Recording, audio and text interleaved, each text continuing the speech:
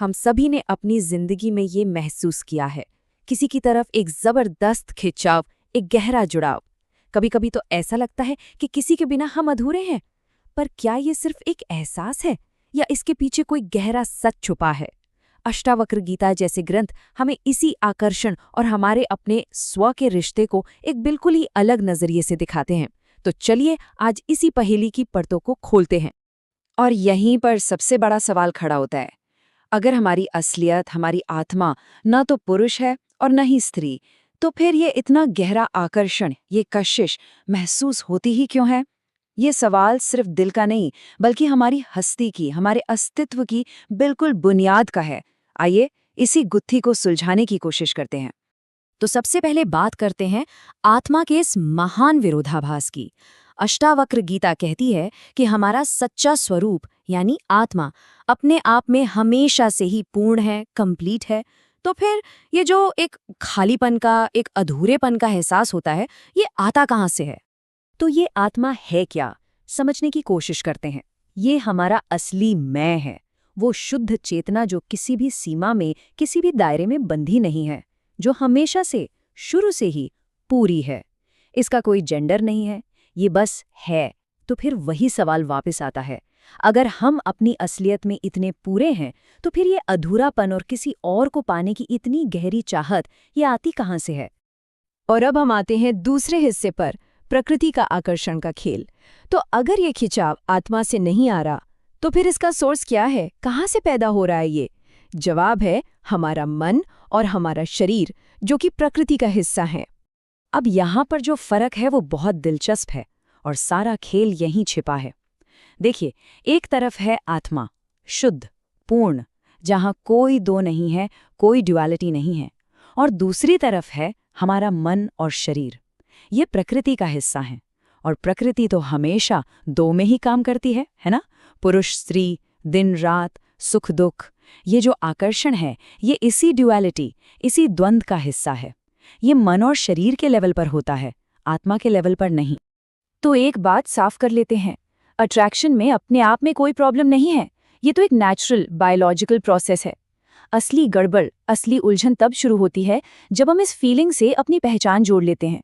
जब मन में ये ख्याल आता है, मैं अधूरा हूँ और मुझे पूरा होने के लिए उस दूसरे की जरूरत है, बस यहीं से सारा खेल बिगड़ना शुरू होता है।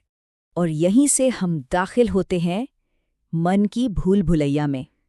चलिए देखते हैं कि कैसे हमारा मन एक सीधी साधी सी प्राकृतिक ऊर्जा को पकड़कर उसे एक बंधन के, एक पीड़ा के जाल में बदल देता है। ये पूरा प्रोसेस ना कुछ स्टेप्स में होता है। पहला स्टेप अट्रैक्शन, एक नेचुरल खिंचाव। फिर आता है स्टेप 2, मन फौरन एक कहानी बुनने लगता है, शायद यही वो इंसान है जो मुझे पूरा कर देगा। स्टेप 3, इसी कहानी से जन्म लेती हैं उम्मीदें, अपेक्षाएं। और फिर आता है स्टेप 4, वो खतरनाक एहसास, ये मेरा है, एक मालिकाना हक। और स्टेप 5, जहां मेरा आया वहीं उसके पीछे पीछे आ जाता है खोने का डर, और डर से पैदा होती है पीड़ा। और ये शायद इस पूरी चर्चा का सबसे जरूरी हिस्सा है। हम असल में किसी इंसान से नहीं जुड़ते, हम उस इंसान की उस मूर्ति से जुड़ जाते हैं जो हमने अपने दिमाग में बनाई है। हम अपनी ही कहानी से, अपनी ही ख्यालों से बंध जाते हैं।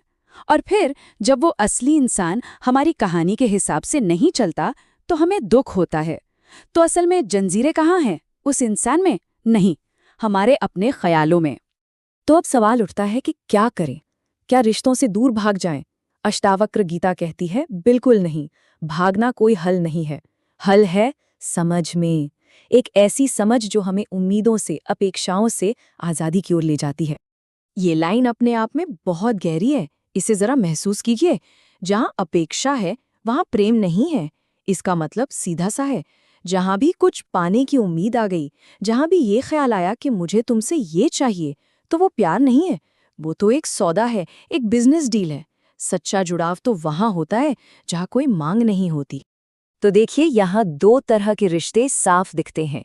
एक होता है लेन देन का रिश्ता, ये कमी से पैदा होता है, मुझे कुछ चाहिए इसलिए मैं जुड़ रहा हूँ, ये निर्भरता और डर पैदा करता है।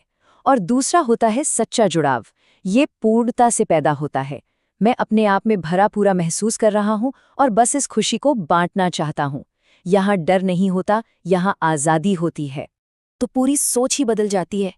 रिश्तों का मकसद किसी पहेली का खोया हुआ टुकड़ा ढूंढना नहीं है, क्योंकि हम तो पहले से ही पूरी पहेली हैं।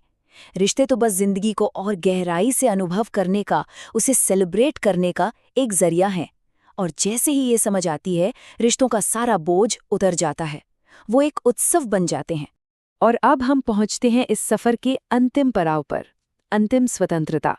जब ये समझ और भी गहरी होती है तो प्यार की, प्रेम की परिभाषा ही पूरी तरह से बदल जाती है।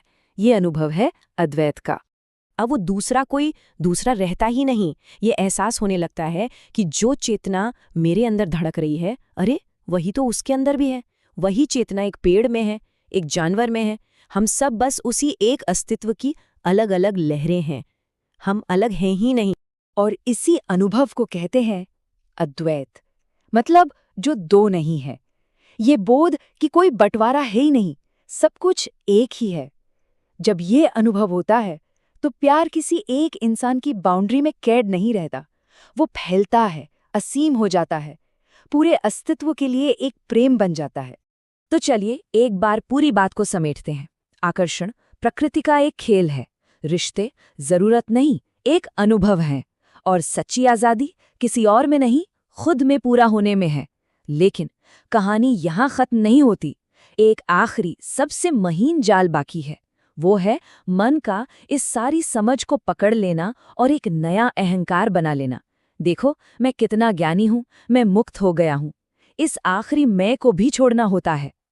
और यहीं पर अष्टावक्र गीता हमें इस गहरे अंतिम सवाल के साथ छोड़ देती है।